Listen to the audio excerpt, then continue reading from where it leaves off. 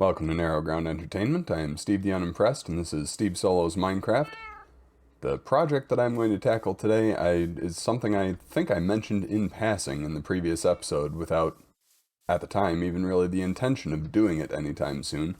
But I have a lot of ongoing projects that are waiting for me to have some time at home to do some of the grindy stuff, like I need to go mine for diamonds and that kind of thing before I can go and take on the Ender Dragon and do anything that really progresses the game a lot. I still need to do a little bit of grindy setup work to get to, and I don't really want to do that on camera because it's grindy.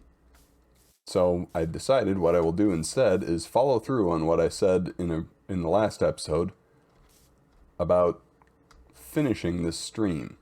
I don't remember if I mentioned it or even recorded it, but I do know that I did walk this riverbed and found that it comes out into the swamp that I had crossed right next to the village. So it does wind all the way around. It's just not actually river for most of that distance. It's just kind of this. So I'm going to try to remedy that and turn it into actual river. From where I'm standing now, you can actually get a little bit better idea of the scope of this kind of project. Over here we have the farms, over here is Tree Dweller Ridge, and behind the hills right there is the bay and my house. We can also kind of see most of the gorge that should have river in it, but doesn't, as it kind of cuts all the way around. So this open area of water here is part of the swamp biome that I have already been in, and that the village also butts up to. And I did go over here and check, and there is enough water to get all the way around to the dock at the far end of the village where I left my boat in the previous episode. So I think that I'm going to leave that boat there for now, finish turning this into actual river instead of dry riverbed, and sail that boat right back around to here. The scope of this project is a little bit bigger than stuff that I've worked on in the past, with the exception of maybe the Undercroft. All of this river gorge needs to have water in it, and I'm not going to pull all the ground down to what would be the natural sea level in Minecraft. I'm just going to fill in some water a little bit higher up. Probably going to change the terrain a little bit, and I'm planning to work on the banks a little and make them seem a little more like what I think of a riverbank as being. Along a lot of the Minecraft rivers, it's flat next to the river, and usually I think of rivers, or any stream, of having a little bit more bank. Like I would expect another block above it in most places. So you would not be able to easily get out of the boat in the middle of the stream. Night is falling right now, so I need to get this little bit of exposition and explanation done and go collect my supplies and go to sleep. But my plan is actually to put a pond here and have a waterfall down this way, and probably have the highest point of this, have this flowing both directions. Maybe have the highest point be somewhere in this area, or the highest water level, and have it flowing that way and flowing that way. We will see how that works out. Right now I really need to get back to the house and gather my stuff and make it day again. Stand by.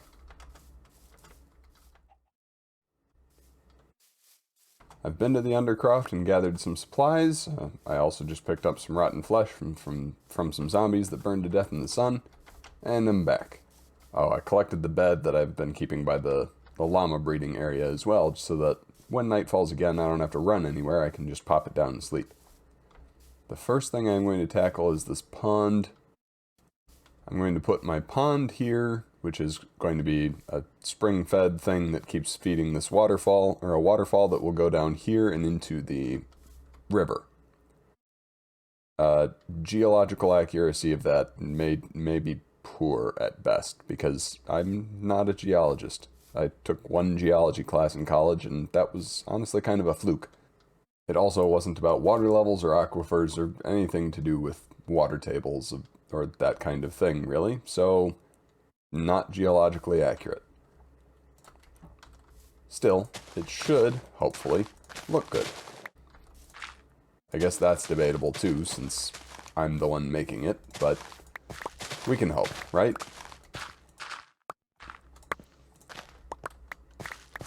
Alright, that should be good to start with. At some point I will cut, I think I'm going to have the water coming through at this level, so I will need to cut away some of this wall. In fact, let's make this just a bit wider, actually. Maybe not that much wider. Where's some of that dirt? There. Put a piece there and there. Maybe make this a little deeper here. Ooh, coal. Should I dig that up or should I leave it? Let's dig it up, because I don't really want to come back for it. I guess this can kind of contribute to the idea that this is spring-fed. This one spot in the middle can be deeper than you would really have expected. So, there. Spring-fed. Roughly.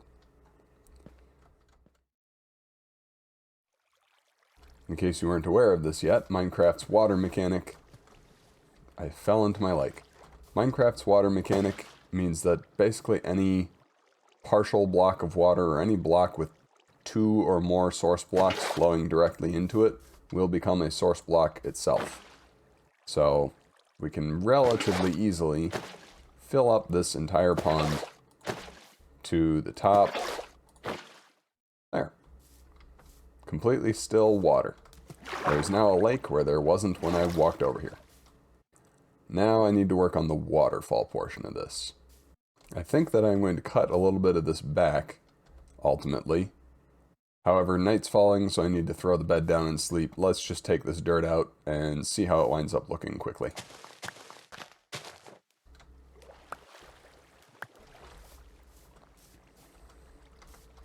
Yeah, I don't know how much I like that. The flowing water mechanics in Minecraft are a little bit tricky to get correct. This is a little too much waterfall. And it's a little too much water, flowing water down there and not enough right here. I don't really want this bit poking out. Although, maybe that does look okay. Maybe I could replace that with rock and build it up a little bit higher. Let's make it day and then try that.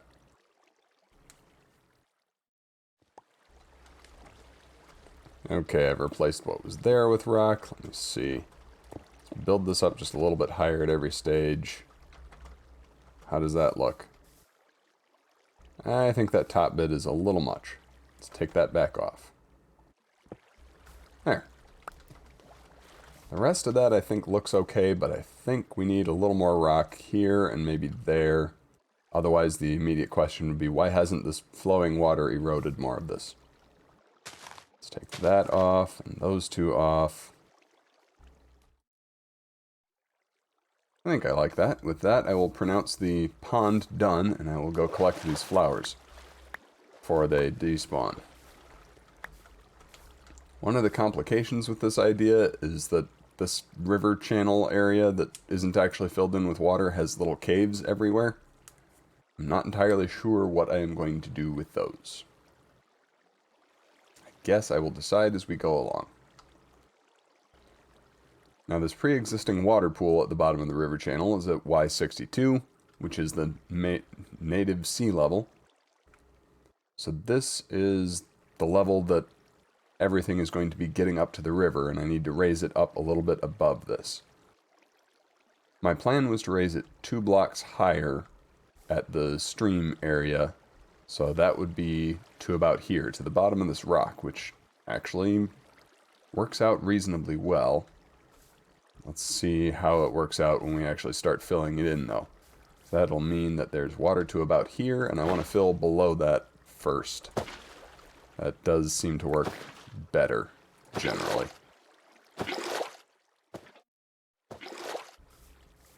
Long straight channels are much easier to do than uneven banks, because you really just have to take one water source block, put it 2 blocks ahead of wherever your flow reaches at this point, and magically the rest up to that is filled in. It still does take a while, though. Now here I run into a little bit more a little bit more of a real problem. A little more real of a problem? I've got a bigger problem when I get to this part of the gorge, because my intention for the water level up to here, actually probably right about up to here before I let it drop down another block, is for it to be here. And that means that these caves will wind up flooded. And they're big caves. Well, they're not huge, but bigger than I want to spend that much time filling in all of them so that they will be submerged. Especially this one. The other one I could maybe do. This one, ugh. Too much work. There's also another exit over here that I did not realize was there. So what I'm going to do instead is grab the stone out of my inventory and just block it up. Take that tulip.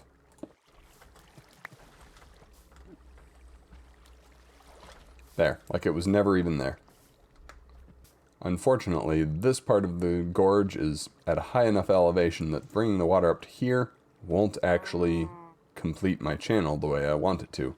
So I am going to have to dig this area out a little bit. We will wait until I move through the next night for that, though.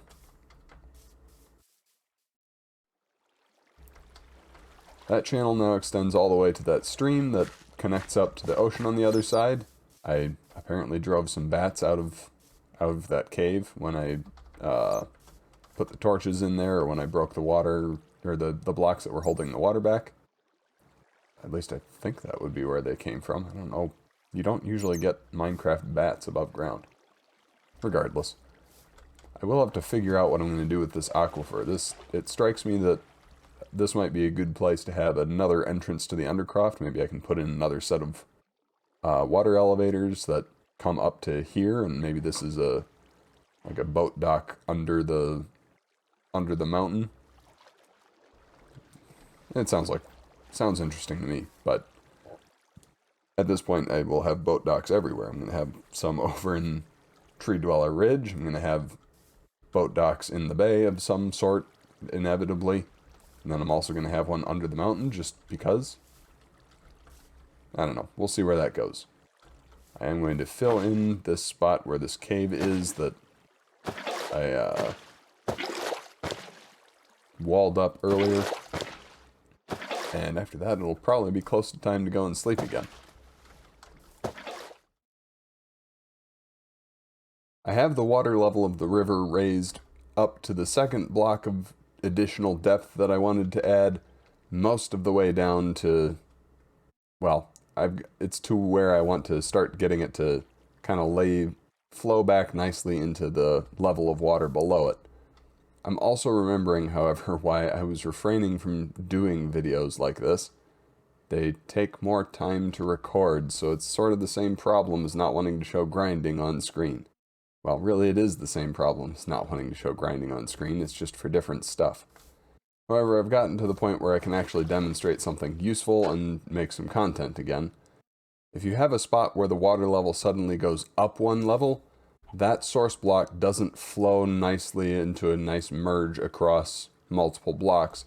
It tends to just flow directly down into the first source block of water that's the next layer down.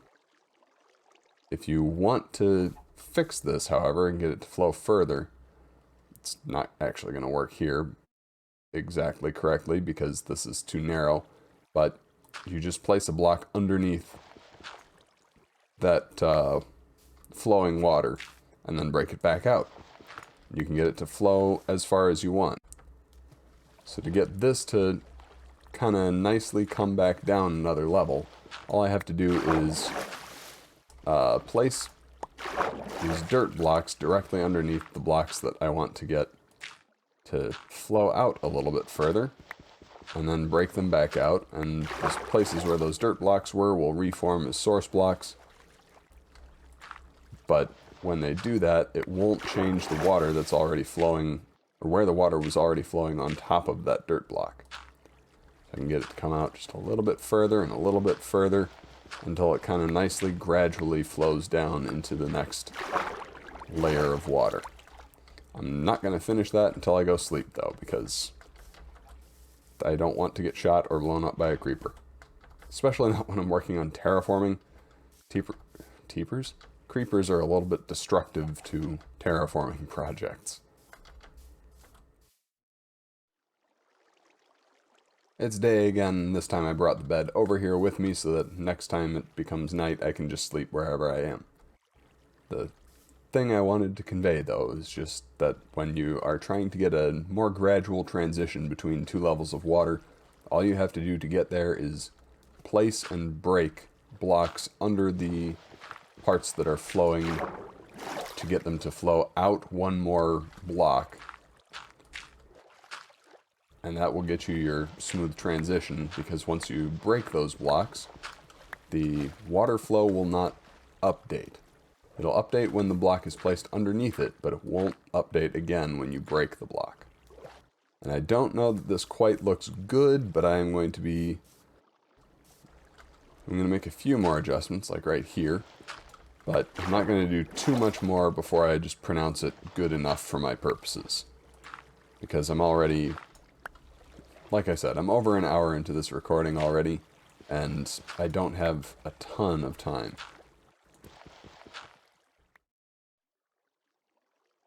Here I am back at the pond. I actually have managed to pretty much finish the arm of the river that is going towards the bay.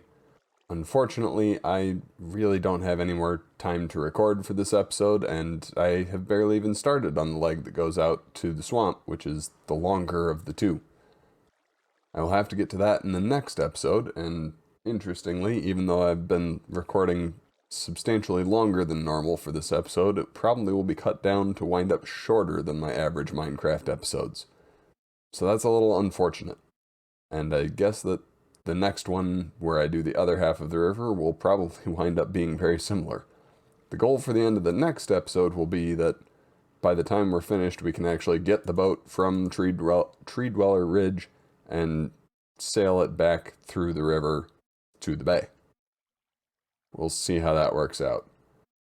Thank you for watching. Let me know in the comments how things are going in your Minecraft world if you have one, and if you have some of the same problems I do with starting projects that you can't finish. Please leave a like on the video if you enjoyed it, and I will see you next time. Goodbye and God bless.